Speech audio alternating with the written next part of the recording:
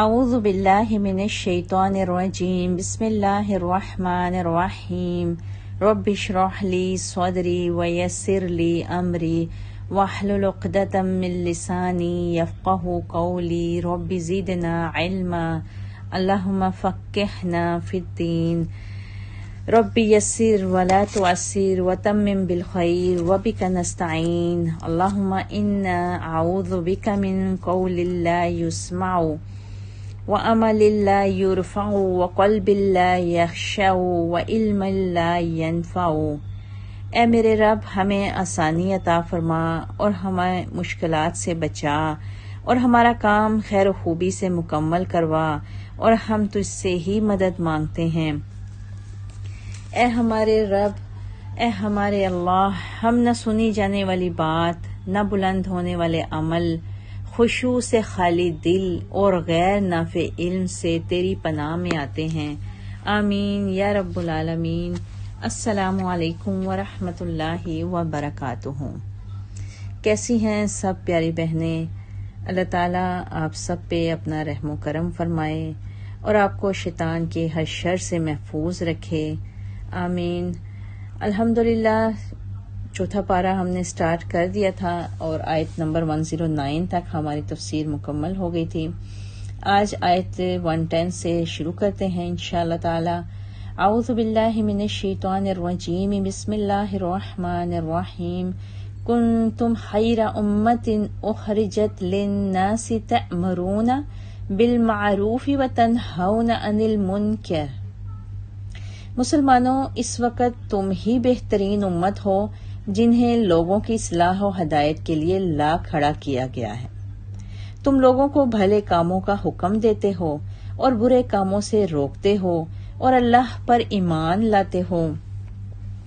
اور اگر اہل کتاب ایمان لے آتے تو یہ ان کے حق میں بہتر ہوتا۔ ان میں سے کچھ لوگ تو ایمان لے آئے ہیں مگر ان کی اکثریت نافرمان ہی ہے۔ یہ لوگ معمولی تکلیف پہنچانے کے سوا تمہارا کچھ بھی نہیں بگاڑ سکتے۔ اگر یہ لوگ تم سے جنگ کریں تو تم دبا کر بھاگ نکلیں گے، پھر انہیں کہیں سے بھی مدد نہ مل سکے گی۔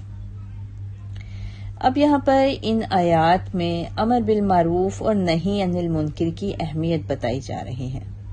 ہم نے پچھلے رکوع میں بھی امر بالمعروف اور نہی عن المنکر کو پڑھا۔ امر بالمعروف یعنی نیکی کا حکم دینا اور نہی عن المنکر برائی سے روکنا۔ اگر دیکھا جائے تو اللہ پر ایمان لانا سب باقی اعمال و افعال سے مقدم ہے، لیکن امر بالمعروف اور نہی عن المنکر کا ذکر یہاں پہ صرف اس لیے پہلے اللہ تعالیٰ نے کیا کہ امر بالمعروف اور نہی عن المنکر کی اہمیت کو واضح کیا جا سکے۔ ساتھ ہی اللہ تعالیٰ نے یہ وضاحت بھی فرما دی کہ اے مسلمانوں، تم بہترین امت صرف اس لیے ہو کہ تم برے کاموں سے منع کرتے ہو اور اچھے کاموں کا حکم دیتے ہو۔ اگر آسان الفاظ میں ہم دیکھیں تو ہمیں پتہ چل جاتا ہے کہ جب تک مسلمان اچھے کاموں کا حکم دیتے اور برے کاموں سے روکتے رہیں گے وہ بہترین امت رہیں گے، اور جب انہوں نے اس فریضے سے کوتاہی کی تو پھر بہترین امت نہیں رہیں گے۔ برے کاموں سے مراد کفر، شرک، بدعت اور کبھی قسم کی رسومات، فسق و فجور، ہر قسم کی بد اخلاقی اور بے حیائی اور نامعقول باتیں شامل ہیں، اور ان سے روکنے کا فریضہ فرداً انفرادی طور پر ہر مسلمان پر عائد ہوتا ہے، اور اجتماعاً یہ امت مسلمہ پر بھی یہ فریضہ عائد ہوتا ہے۔ ہر ایک کو اپنی اپنی حیثیت اور قوت کے مطابق اس فریضے سے عہدہ برا ہونا ہے، یعنی اس فریضے کو انجام دینا ہے۔ صحیح حدیث میں آتا ہے کہ تم میں سے کوئی شخص جب کوئی برائی دیکھے تو اسے بزور بازو ختم کر دے، اور اگر ایسا نہیں کر سکتا تو زبان سے ہی روکے، اور اگر اتنا بھی نہیں کر سکتا تو کم از کم دل میں ہی اسے برا سمجھے، اور یہ ایمان کا کمزور تر درجہ ہے۔ اور نیک کاموں میں کون سے کام آتے ہیں؟ توحید اور ارکان اسلام کو بجا لانا، جب بھی جہاد فرض ہو جائے اس میں شمولیت اختیار کرنا، بدعات سے رکنا، قرابت داروں یعنی رشتہ داروں کے حقوق کی ادائیگی کرنا اور تمام مسلمانوں سے مروت، اخوت، ہمدردی اور خیر خواہی کرنا ہے۔ یہ سب کام امر بالمعروف میں آتے ہیں۔ پھر یہاں میں اس آیت میں مزید ایک بات بتائی جا رہی ہے کہ تم ہی بہترین امت ہو، یعنی امت مسلمہ کی فضیلت بتائی جا رہی ہے۔ ایک وقت تھا جب اللہ تعالیٰ نے بنی اسرائیل کو تمام جہان والوں پر فضیلت بخشی تھی، مگر ان لوگوں نے نہ صرف یہ کہ فریضہ امر بالمعروف اور نہی عن المنکر کو ترک کر دیا، بلکہ خود بھی بے شمار بڑے بڑے جرائم میں مبتلا ہو گئے۔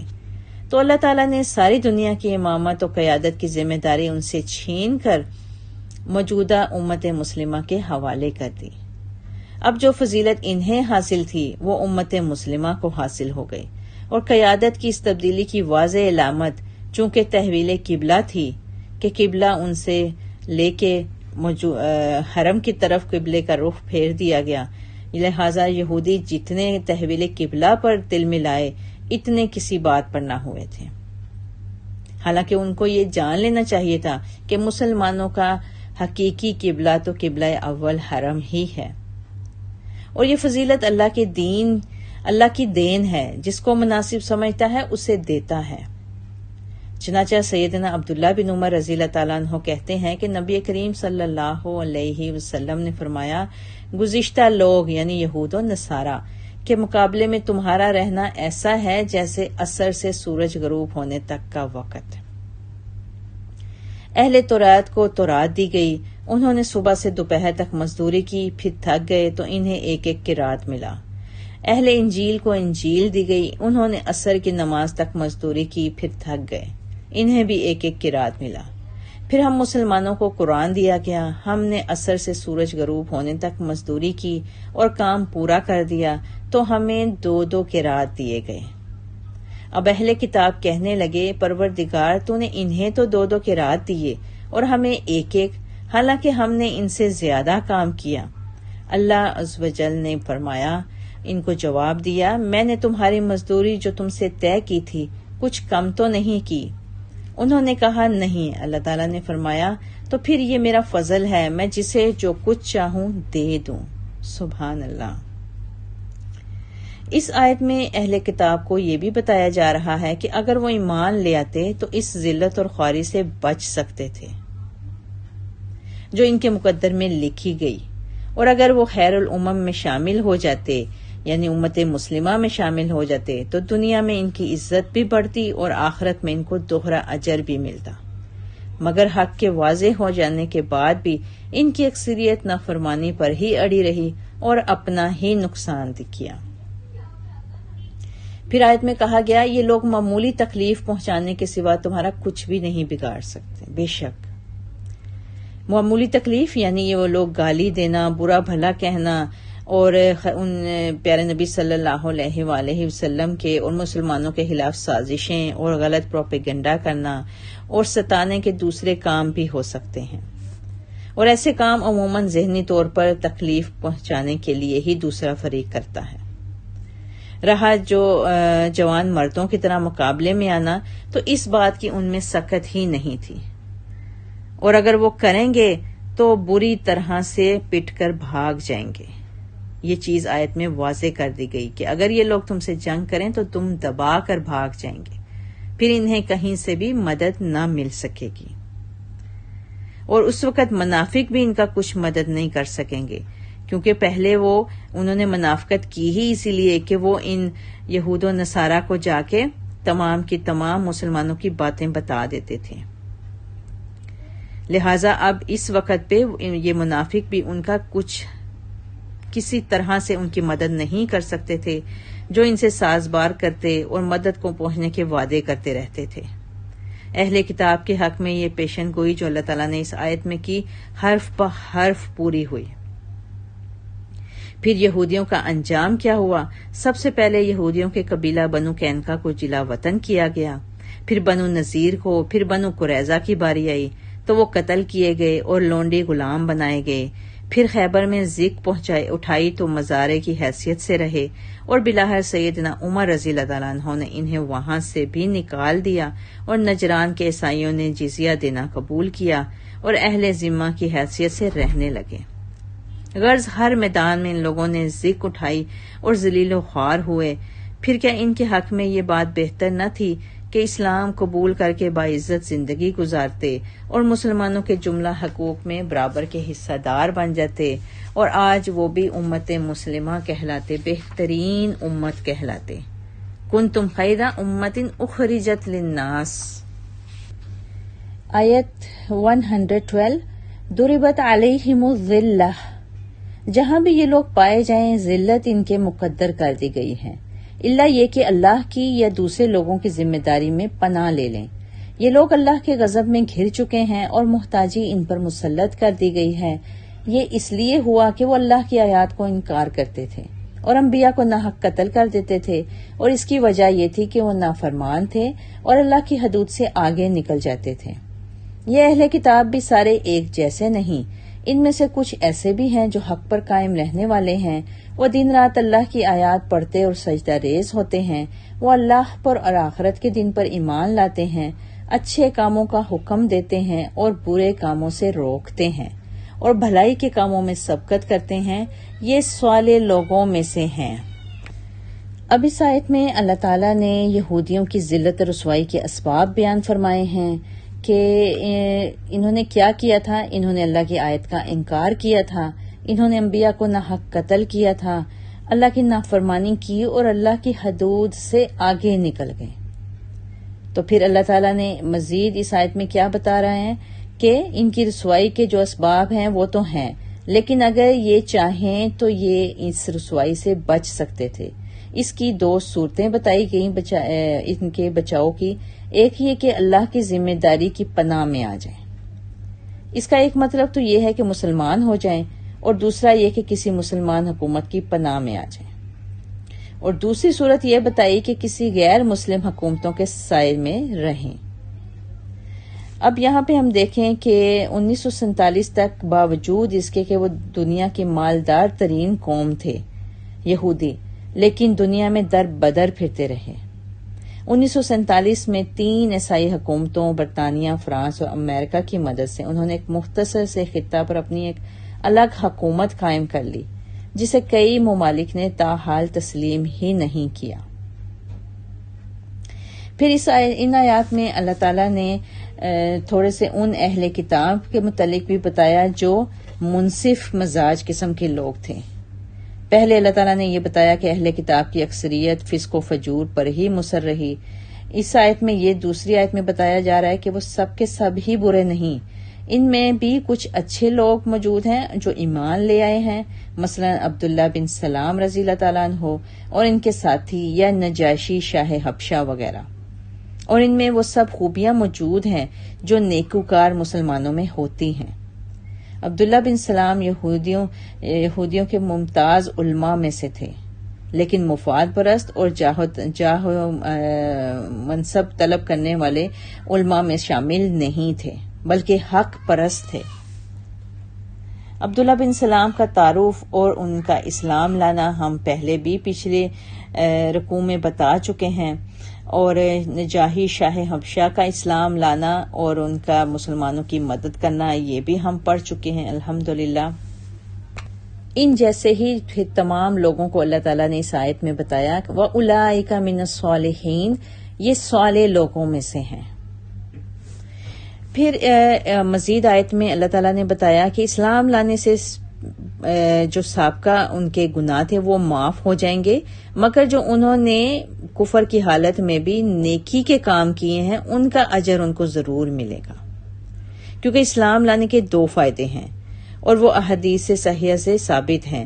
ایک یہ کہ اسلام لانے سے پہلے کے گناہ معاف کر دیے جاتے ہیں، اور دوسرا یہ کہ اسلام لانے سے پہلے کے نیک اعمال اسی طرح برقرار رکھے جاتے ہیں، یعنی دور کفر کے اچھے کاموں کا بھی انہیں ثواب عطا کیا جائے گا، اور کافروں کا معاملہ اس کے برعکس ہے، یعنی ان کی نیکیاں بھی برباد اور ان کے گناہ تو لازم ان کے حصے میں ڈالے جائیں گے۔ اسی لیے آیت میں اللہ تعالیٰ نے فرما دیا وَمَا يَفْعَلُوا مِنْ خَيْرٍ، جو بھی بھلائی کا کام وہ کریں گے اسی کی ناقدری نہیں کی جائے گی، اور اللہ پرہیزگاروں کو خوب جانتا ہے۔ بلا شبہ جو لوگ کافر ہوئے ان کے مال اور ان کی اولاد اللہ کے ہاں کچھ بھی کام نہ آ سکیں گے. یہی لوگ اہل دوزخ ہیں جو اس میں ہمیشہ رہیں گے. اولئک اصحاب النار ھم فیھا خالدون. پھر اگلی ہی آیت میں اللہ تعالیٰ نے فرمایا مثل ما ينفقون فی ھذہ الحیاۃ الدنیا، کہ یہ دنیا جو ہے یہ کافر لوگ جو کچھ اس دنیاوی زندگی میں خرچ کرتے ہیں صدقہ خیرات وغیرہ، اس کی مثال اس ہوا کی سی ہے جس میں پالا ہو اور یہ ہوا ایسے لوگوں کی کھیتی پر جا پہنچے جنہوں نے اپنے آپ پر ظلم کیا ہو، اس کھیتی کو تباہ کر ڈالے. ایسے لوگوں پر اللہ ظلم نہیں کرتا بلکہ وہ خود ہی اپنے آپ پر ظلم کرتے ہیں. وَلَٰكِنْ أَنفُسَهُمْ يَظْلِمُونَ. بتایا جا رہا ہے کہ یہ دنیا دارالعمل ہے اور آخرت دارالجزا. اس دنیا میں انسان جو کچھ بوئے گا وہ عالم آخرت میں کاٹے گا.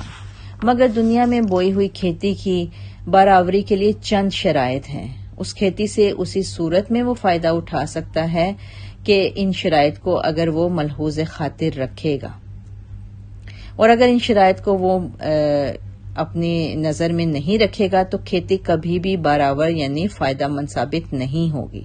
اور وہ شرائط ہیں اللہ اور روز آخرت پر ایمان، خلوص نیت یعنی اس میں کسی قسم کی ریا کا کوئی شک و شبہ نہ ہو، اور جو کام کیا جائے خالص اللہ کی رضامندی کے لیے کیا جائے.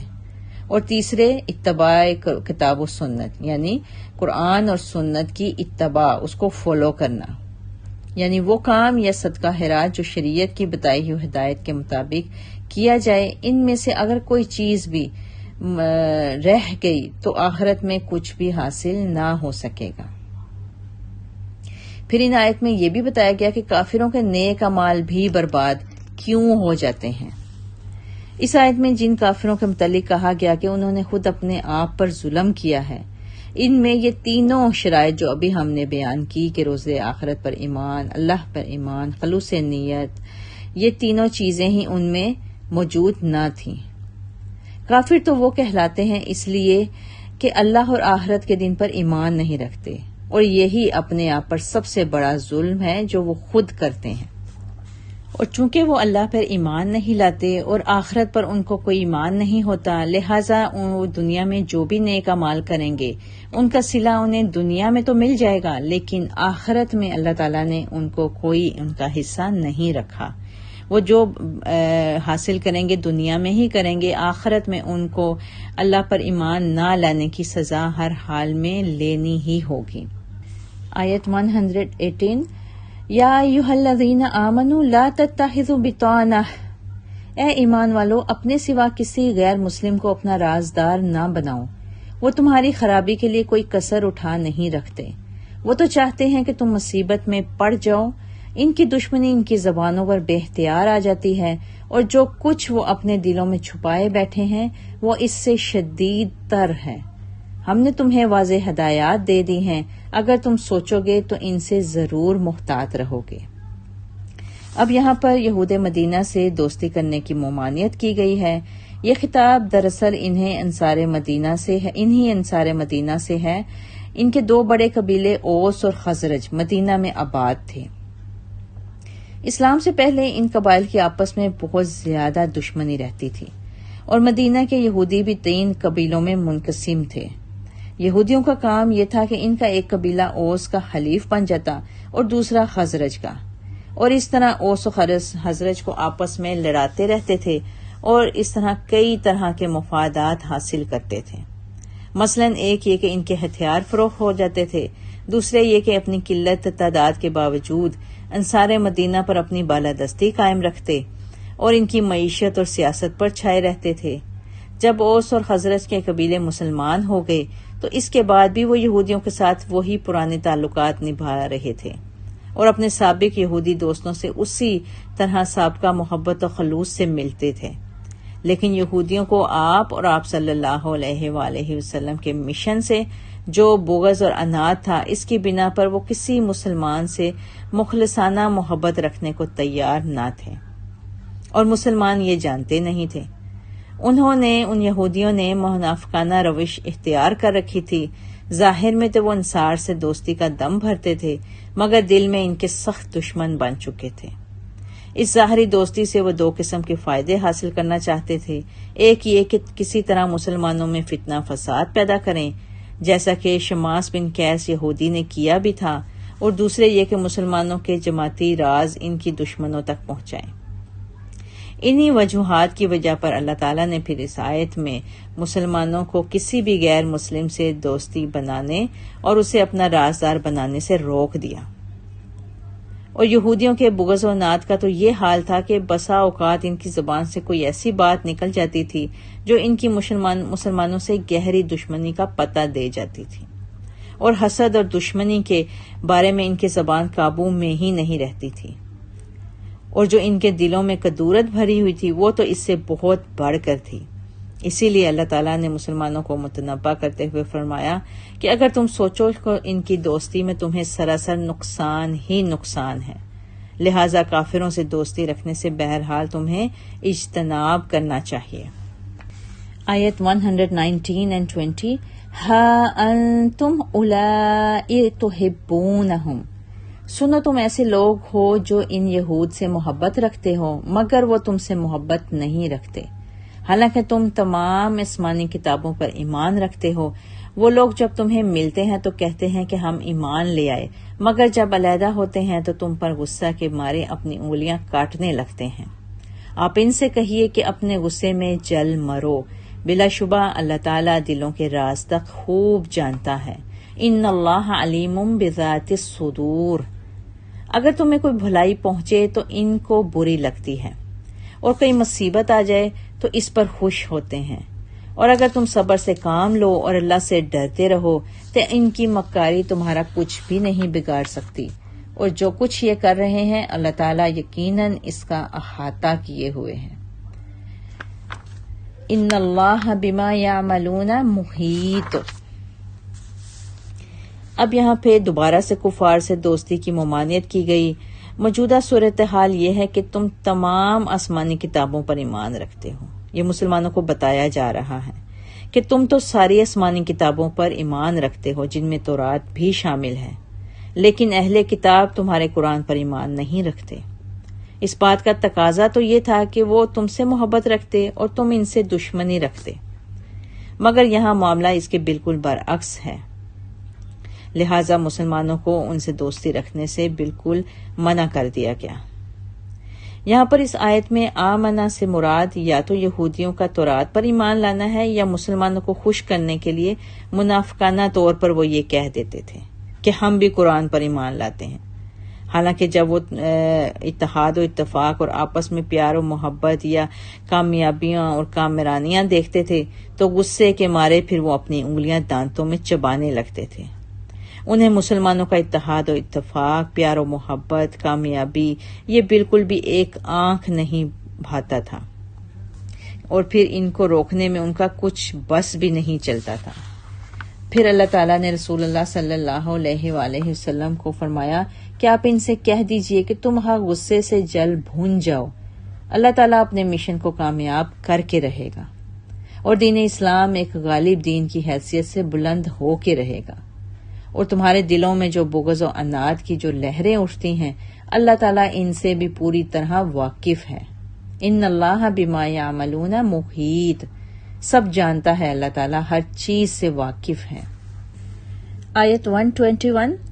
اب یہاں سے اس آیت سے غزوہ احد کے حالات اللہ تعالیٰ بیان فرما رہے ہیں۔ انشاءاللہ تعالیٰ اس پورے رکوع کا ہم ترجمہ اکٹھا ایک ہی دفعہ پڑھیں گے تاکہ ہمارے سامنے غزوہ احد کے حالات و واقعات واضح طور پہ ہمیں پتہ چل جائیں۔ وَإِذْ غَدَوْتَ مِنْ أَهْلِكَ تُبَوِّئُ الْمُؤْمِنِينَ مَقَاعِدَ لِلْقِتَالِ، اور وہ وقت بھی یاد کیجئے جب آپ صلی اللہ علیہ وآلہ وسلم صبح دم اپنے گھر سے نکلے اور مسلمانوں کو جنگ احد کے لیے مورچوں پر بٹھا رہے تھے، اور اللہ تعالیٰ سب کچھ سننے والا اور جاننے والا ہے۔ جب تم میں سے دو گروہ بزدلی دکھانے پر آمادہ ہو گئے تھے، حالانکہ اللہ تعالیٰ ان کی مدد پر موجود تھا، اور مومنوں کو تو اللہ ہی پر توکل کرنا چاہیے، اور اس سے پہلے اللہ تعالیٰ نے جنگ بدر میں اس وقت تمہاری مدد کی جبکہ تم کمزور تھے، لہٰذا اس سے ڈرتے رہو، اس طرح امید ہے کہ تم شکر گزار بن جاؤ گے۔ جب آپ مومنوں سے یوں کہہ رہے تھے کہ کیا تمہیں یہ کافی نہیں کہ تمہارا رب 3000 فرشتے اتار کر تمہاری مدد کرے؟ کیوں نہیں؟ اگر تم صبر کرو اور اللہ سے ڈرتے رہو، اور اگر دشمن تم پر فوراً چڑھ آئے تو تمہارا رب خاص نشان رکھنے والے 5000 فرشتوں سے تمہاری مدد کرے گا۔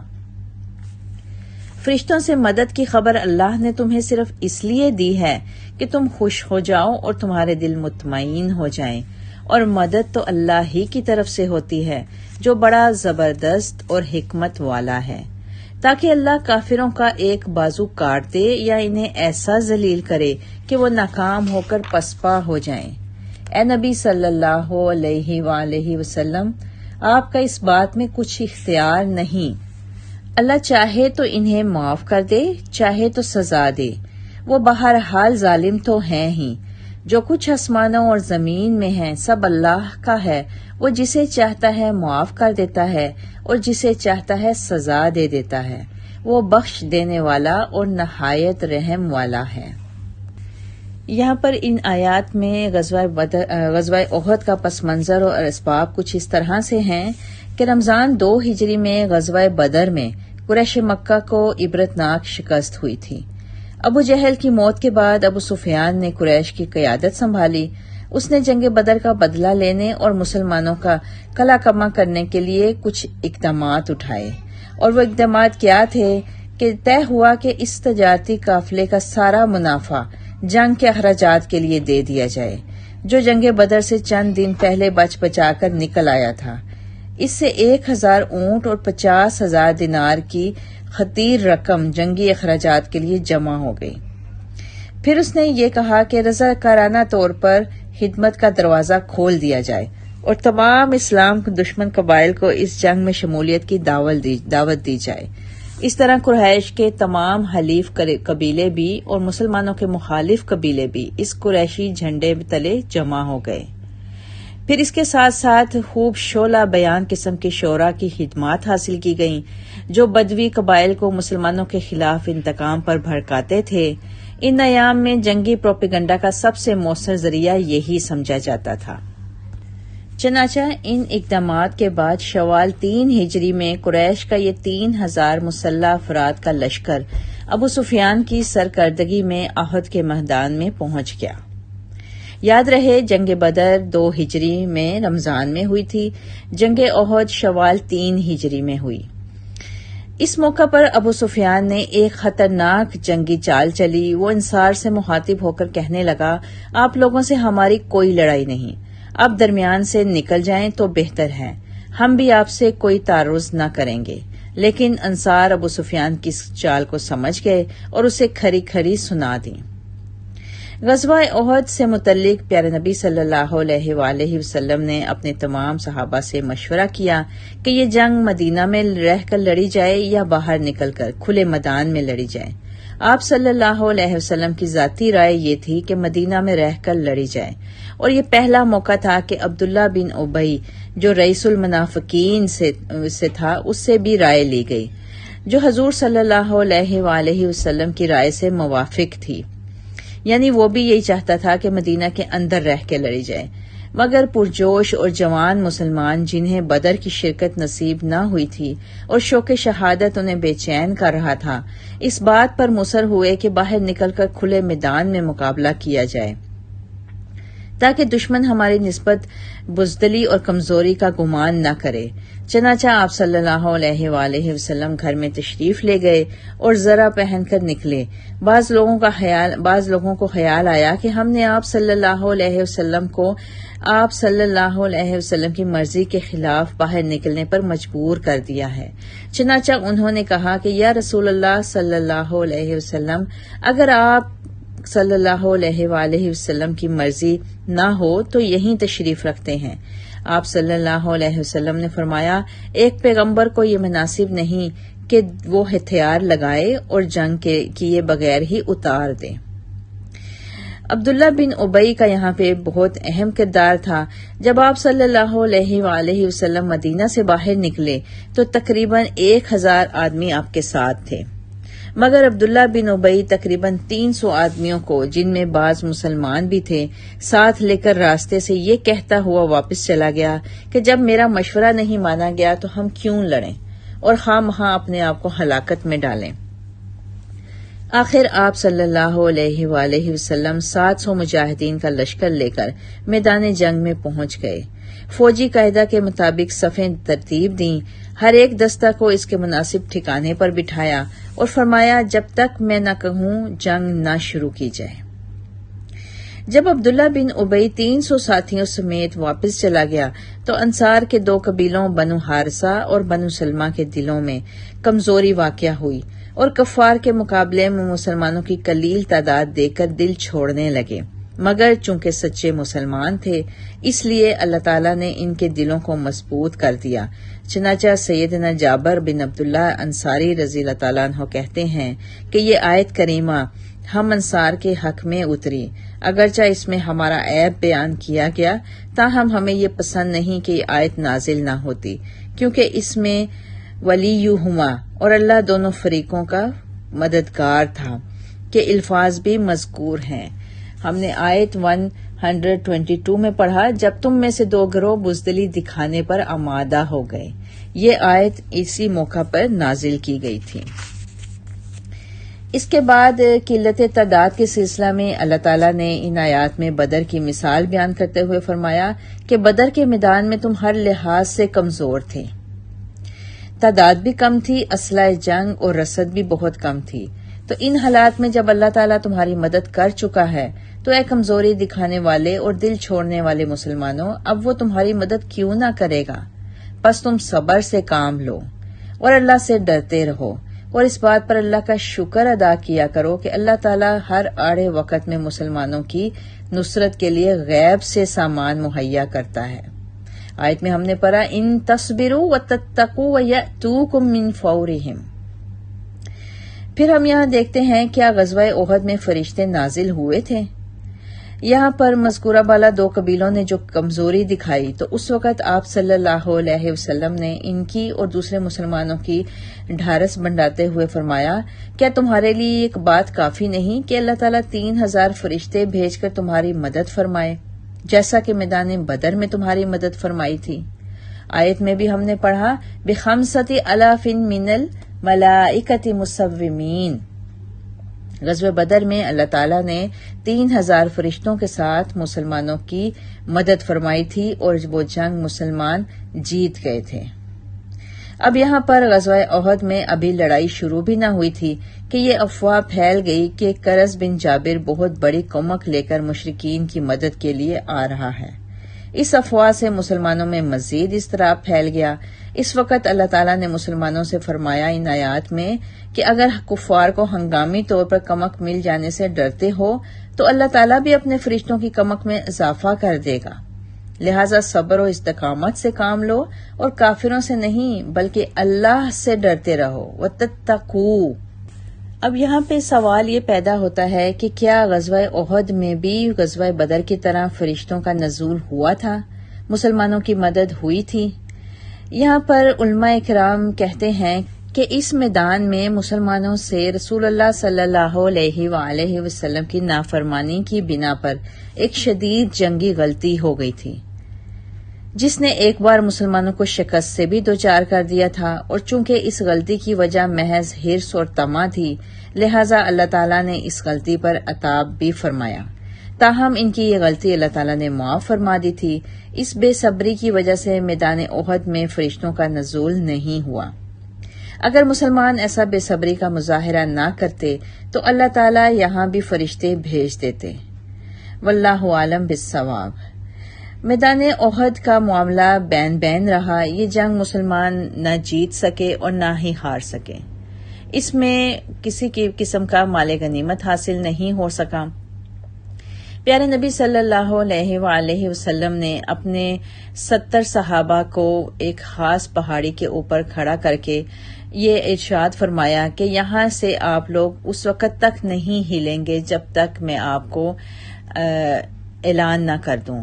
لیکن صحابہ کرام رضی اللہ تعالیٰ عنہ نے جب جنگ کو اپنے حق میں ہوتے ہوئے دیکھا تو مال غنیمت کی خاطر انہوں نے اپنی جگہ چھوڑ دی، جس کی وجہ سے دشمن پیچھے سے حملہ کر کے اس جگہ پہ قبضہ کر کے انہوں نے ان تمام صحابہ کرام رضی اللہ تعالیٰ عنہما کو شہید کر دیا، جس کی وجہ سے مسلمانوں کی تعداد میں بہت واضح طور پر کمی واقع ہو گئی اور یہ جیتی ہوئی جنگ مسلمان تقریباً ہار گئے اور اس جنگ کا معاملہ بین بین ہو گیا۔